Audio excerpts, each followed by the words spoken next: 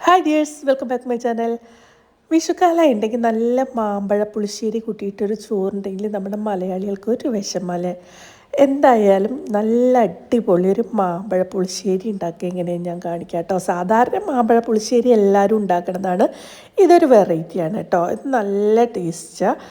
പിന്നെ സദ്യ മാത്രം കഴിച്ചാൽ പോലെ സദ്യയ്ക്ക് ശേഷം ഇതുപോലത്തെ ഒരു പാലട പ്രഥമനും കൂടിയാകുമ്പോൾ അടിപൊളി സൂപ്പറാവൂലേ. അപ്പോൾ എന്തായാലും നമുക്ക് നല്ല അടിപൊളി മാമ്പഴ പുളിശ്ശേരി, നമ്മുടെ കോവിലകത്തെ മാമ്പഴ പുളിശ്ശേരി എന്ന് ഇങ്ങനത്തെ മാമ്പഴ പുളിശ്ശേരിനെ പറയാം കേട്ടോ. എനിക്ക് എൻ്റെ ഒരു ഫ്രണ്ടാണ് പറഞ്ഞു തന്നത്. അത് ഇപ്പോഴൊന്നുമല്ല കേട്ടോ, പണ്ട് പണ്ട് പണ്ട് പണ്ട് 10ാം ക്ലാസ്സിൽ പഠിക്കുന്ന സമയത്ത് പാഞ്ഞാളിലാണ് അവിടെ വീട്. പാഞ്ഞാൾ ഏതൊരു അങ്ങനത്തെ ഒരു തറവാടാട്ടോ. അപ്പോൾ ഞങ്ങളെല്ലാവരും കൂടി 10ാം ക്ലാസ് പരീക്ഷയ്ക്കും കഴിഞ്ഞ് റിസൾട്ടൊക്കെ വന്ന ശേഷമാവുന്നു കേട്ടോ. അന്ന് പിന്നെ അതിൻ്റെ റെസിപ്പിയൊന്നും വാങ്ങണ ആ ഒരു ഇതൊന്നും ഇല്ലല്ലോ, അതിനുള്ള ബോധമൊന്നും ഇല്ലല്ലോ. അതിന് ശേഷം ഒരു 5-10 കൊല്ലം കഴിഞ്ഞ ശേഷം അവളുടെ കല്യാണമൊക്കെ കഴിഞ്ഞ് അങ്ങനെ ഒരു ദിവസം ഏതൊരു ഹോസ്പിറ്റലിൽ വെച്ചിട്ട് പെട്ടെന്ന് തൃശ്ശൂർ വെച്ചിട്ട് കണ്ടിട്ടുണ്ടായിരുന്നു കേട്ടോ. അപ്പോൾ അവളുടെ നമ്പറൊക്കെ വാങ്ങി. അപ്പോൾ കുറച്ച് നാൾ കോണ്ടാക്റ്റ് ഉണ്ടായിരുന്നു. അപ്പോൾ അവൾ പറഞ്ഞു തന്ന റെസിപ്പിയാണിത് കേട്ടോ. പിന്നെ അവളുടെ നമ്പറിലേക്ക് വിളിച്ചിട്ടൊന്നും കിട്ടാണ്ടായി. ഇപ്പോൾ എവിടെ എന്താ എന്നൊന്നും അറിയില്ല ഗൈസ്. എന്തായാലും നമുക്ക് റെസിപ്പി കിട്ടി, അവളുടെ വിവരം അല്ലെങ്കിലും. അപ്പം നമ്മുടെ മാമ്പഴ പുളിശ്ശേരി എങ്ങനെ ഉണ്ടാക്കാൻ നോക്കട്ടോ. ഈ മാങ്ങ ഒരു 13 ഉണ്ടായിരുന്നു കേട്ടോ. 2 കംപ്ലൈൻ്റ് ആയിരുന്നു, അത് കളഞ്ഞു. 11 മാങ്ങ കിട്ടി കേട്ടോ. ഈ മാങ്ങ നന്നായി തൊലി കളഞ്ഞിട്ട് എല്ലാം മാറ്റി വെച്ചിട്ടോ. അങ്ങനെ നമ്മളിങ്ങനെ തുറന്നിട്ട് പുഴുക്കളൊക്കെ ഉണ്ടോ എന്ന് നോക്കണം കേട്ടോ. അങ്ങനത്തെ മാമ്പഴ പുളിശ്ശേരിക്ക് ഉണ്ടാക്കണം. ഈ കുഞ്ഞു തരം മാങ്ങല്ലേ, ഇതിൽ പുഴു ഉണ്ടാവാൻ ചാൻസ് ഉണ്ട്. അപ്പോൾ അതുകൊണ്ട് തന്നെ ഇങ്ങനെ തൊലിച്ച് നോക്കിയിട്ട് വേണം നമ്മൾ ഇടാൻ കേട്ടോ. ഇത് ചെത്തൊന്നും വേണ്ട, ഇതേപോലെ തന്നെ ഇടുക, നമ്മൾ സാധാരണ മാമ്പഴ പുളിശ്ശേരി ഉണ്ടാക്കുന്നത് പോലെ. അങ്ങനെ 10ാം ക്ലാസ്സിൽ പഠിക്കുന്ന കാലത്ത് ആ മാമ്പഴ പുളിശ്ശേരിയുടെ റെസിപ്പി ഞാൻ അന്വേഷിച്ചിട്ട് അത്രയും കാലം ഓർത്തിരിക്കണമെങ്കിൽ അത്രയും ഇഷ്ടമായിട്ടാണല്ലോ. നല്ല ടേസ്റ്റ് തന്നെയായിരുന്നു കേട്ടോ. സാധാ മാമ്പഴ പുളിശ്ശേരി ടേസ്റ്റല്ല, ഇത് ഒരു റോയൽ ടച്ചാണ് ആ ടേസ്റ്റിന്. പിന്നെ ഒരു കാര്യം എന്താ വിചാരിച്ചിട്ടുണ്ടെങ്കിൽ, ഇങ്ങനത്തെ മാമ്പഴ പുളിശ്ശേരി ഉണ്ടാക്കുമ്പോൾ നെയ്യിൻ്റെ ഫ്ലേവർ ഇഷ്ടമില്ലാത്തൊരു ഇത് ഉണ്ടാക്കാനേ നിൽക്കണ്ട കേട്ടോ. അത് ഞാൻ ഇപ്പം തന്നെ പറഞ്ഞേക്കാം. നെയ്യിൻ്റെ ഫ്ലേവറൊക്കെ ഇഷ്ടമുള്ളവർ മാത്രം ഈ റെസിപ്പി ഫോളോ ചെയ്താൽ മതി. അങ്ങനെ നമ്മുടെ മാമ്പഴത്തെ മൊത്തം തൊലിയൊക്കെ കളഞ്ഞ് ഒരു ചീനച്ചട്ടിയിലിട്ടു കേട്ടോ.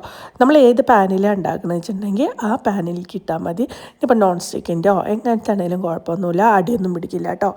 അങ്ങനെ ഈ 11 മാങ്ങ ഇട്ടു. പിന്നെ ഒരു 1/4 ഗ്ലാസ് വെള്ളം അതിലേക്ക് ഒഴിച്ചത് കേട്ടോ. ജസ്റ്റ് 1/4 ഗ്ലാസ് മാത്രം ഒഴിക്കുക, തോനെ ഒഴിക്കരുത് കേട്ടോ. ഇത് മറ്റേ എന്താ പറയുക, മാമ്പഴ പുളിശ്ശേരി പോലെ ഇങ്ങനെ നല്ലോണമൊന്നും ഉണ്ടാവില്ല. ഇത് കുറച്ച് നല്ല കുറുകിയിട്ടാണ് ഉണ്ടാവുക കേട്ടോ. അപ്പോൾ ഒരു 1/4 ഗ്ലാസ് വെള്ളം ഒഴിച്ചിട്ട് ജസ്റ്റ് മാങ്ങയൊന്ന് വേവിക്കുക കേട്ടോ. കണ്ടോ, വെള്ളമൊക്കെ ഒന്ന് വറ്റിയിട്ട് ഇതേപോലെ ആവും കേട്ടോ. അതായത് ആ 1/4 ഗ്ലാസ് വെള്ളമാണെങ്കിലും പിന്നെ മാങ്ങയിലത്തെ ഒരു വെള്ളം ഉണ്ടാവുമല്ലോ, അപ്പോൾ അതൊക്കെയും ഇതിലേക്ക് ഇറങ്ങിയിട്ട് ഇതേപോലെയാവും. ഈ സമയത്ത് നമ്മൾ 4-5 പച്ചമുളക് ഇടുക കേട്ടോ. 4-5 പച്ചമുളക് ഇട്ടിട്ട് പിന്നെ ഒരു 2 അച്ച് ശർക്കര ഒന്നുരുക്കിയിട്ട് അതിൽ കരട് എന്തെങ്കിലും ഉണ്ടെങ്കിൽ അത് കളഞ്ഞിട്ട് ഇതിലേക്ക് ഒഴിക്കുക.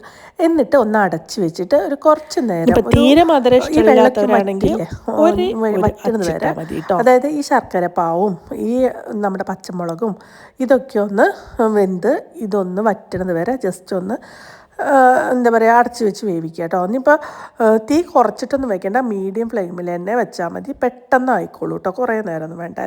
ആ സമയം കൊണ്ട് നമ്മൾ ഒരു മുറി തേങ്ങ നന്നായിട്ട് ചിരകി ഇടുക കേട്ടോ. ഒരു മിക്സിയുടെ ജാർക്ക് ചിരകാൻ ബുദ്ധിമുട്ടുള്ളവർക്ക് എന്നെപ്പോലെ ഇതേപോലെ പീസാക്കി ഇട്ടാലും മതി. എന്നിട്ട് ഒരു എന്താ പറയുക ടീസ്പൂൺ മുളക് പൊടിയും ഒരു 1/4 ടീസ്പൂൺ മഞ്ഞൾപ്പൊടി ഇടുക. പിന്നെ ഒരു 2-3 കയ്യിൽ തൈര് ഒഴിക്കുക കേട്ടോ. പുളിയുള്ള തൈരാണെങ്കിൽ പുളിക്ക് അനുസരിച്ചിട്ട് ഒഴിക്കണം. ഇത് സാധാ തൈരായതുകൊണ്ട് ഒരു 3 കയ്യിൽ തൈര് ഒഴിച്ചിട്ട് നന്നായി നൈസായിട്ട് തന്നെ അരയ്ക്കുക കേട്ടോ. ഇതിൽ വെളുത്തുള്ളിയോ ഇഞ്ചിയോ നല്ല ജീരകമോ മുളകോ ഒന്നും ഇടണ്ട കേട്ടോ. വെറുതെ മുളക് പൊടിയും മഞ്ഞൾപ്പൊടിയും മാത്രം ഇട്ടിട്ട് നൈസായിട്ട് അരയ്ക്കുക. പിന്നെ നമ്മൾ ഈ എന്താ പറയുക, നമ്മുടെ ശർക്കരയ്ക്ക് നന്നായിട്ട് വറ്റി വന്നിട്ടുണ്ടല്ലോ, പച്ചമുളകൊക്കെ വെന്ത് ശർക്കര വെള്ളമൊക്കെ വറ്റി ഇങ്ങനെ വരുന്ന സമയത്ത് 1 ടീസ്പൂൺ നെയ്യ് ഒഴിച്ചു കേട്ടോ. 1 ടീസ്പൂൺ നിറച്ചെണ്ണ ഒഴിക്കണം. പിന്നെ ഒരു 1/4 ടീസ്പൂൺ ഉപ്പ് ഇടുക കേട്ടോ. എന്നിട്ട് നന്നായിട്ട് ആ നെയ്യിൻ്റെ ഫ്ലേവറൊക്കെ നമ്മുടെ മാംഗോയിലേക്ക് നന്നായിട്ട് പിടിക്കാൻ പാകത്തിന് ഒന്ന് ഇളക്കി കൊടുക്കുക. ഇപ്പം നമ്മൾ നെയ്യും ശർക്കരയും പച്ചമുളകും കേട്ടോ, ഇത് നന്നായിട്ട് ഈ മാങ്ങയിലേക്ക് ഇതിൻ്റെ ഫ്ലേവറൊക്കെ ഇപ്പോൾ പിടിച്ചിട്ടുണ്ടാവും കേട്ടോ. 1 ടീസ്പൂൺ നിറച്ച് നെയ്യ് ഒഴിച്ചിട്ടുണ്ടല്ലോ. എന്നിട്ട് ജസ്റ്റ് ഈ ശർക്കരയുടെ ഇത് നന്നായി വറ്റി ഇതേപോലെ ആകുമ്പോൾ നമ്മൾ അരച്ച് വെച്ച തേങ്ങ ഒഴിക്കുക. ജസ്റ്റ് തേങ്ങയും അതേപോലെ മുളക് പൊടി മഞ്ഞൾപ്പൊടി മാത്രം കേട്ടോ. ഇതിന് വേറെ ഒന്നും ഇടരുത്, നല്ല ജീരകം ഒന്നും ഇടരുത് കേട്ടോ. അപ്പോൾ ഈ ഫ്ലേവർ പോയിട്ട് വേറൊരു ഫ്ലേവർ വരും. അപ്പോൾ അതുകൊണ്ട് അതൊന്നും വേണ്ട. എന്നിട്ട് ജസ്റ്റ് ഒന്ന് അടച്ചാൽ പൊട്ടിത്തെറിക്കുമല്ലോ, ജസ്റ്റ് ഒന്ന് അടച്ചൊന്ന് തിളച്ചത് ഓഫാക്കണ്ട. ഇതേപോലെ നമ്മൾ ഒഴിക്കുമ്പോൾ ഇങ്ങനെ കട്ടിയിട്ട് വീഴണം കേട്ടോ. കണ്ടോ, ഇതാണ് ഇതിൻ്റെ പരിവം.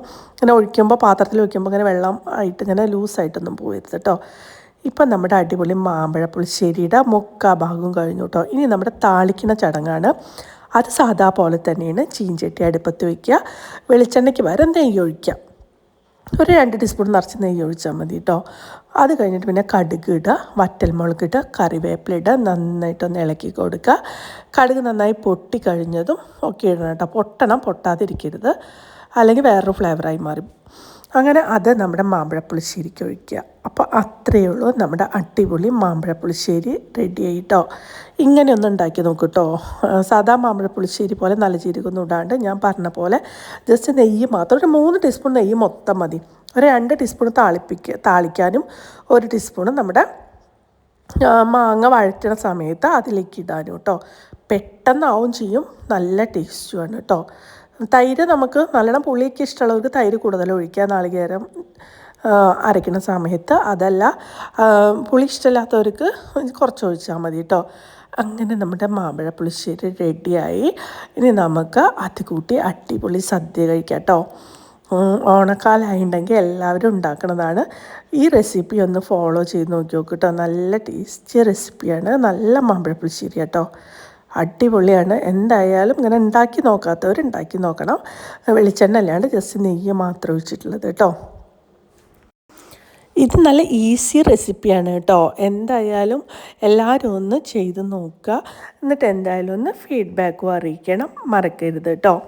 അങ്ങനെ നമ്മുടെ വാഴയിലേക്കും പൊട്ടിച്ച് നമ്മൾ എന്താ പറയുക, പുളിയിഞ്ചിയും അതുപോലെ കാളനും പുളിശ്ശേരിയും എലിശ്ശേരിയും അവിയലും എല്ലാം വിളമ്പി, പിന്നെ അതിൻ്റെ അറ്റത്ത് നമ്മുടെ എന്താ പറയുക മസാലക്കറിയും എല്ലാം വെച്ച്, പിന്നെ എന്താ പറയുക പൈനാപ്പിളിൻ്റെ നമ്മുടെ ഇതുണ്ടല്ലോ പൈനാപ്പിൾ പച്ചടി, അതും പിന്നെ ഒരറ്റത്ത് തന്നെ അതിൻ്റെ കൂടെ തന്നെ 2 മധുരമുള്ളതൊപ്പം വെച്ചു മാമ്പഴപ്പുളിശ്ശേരി.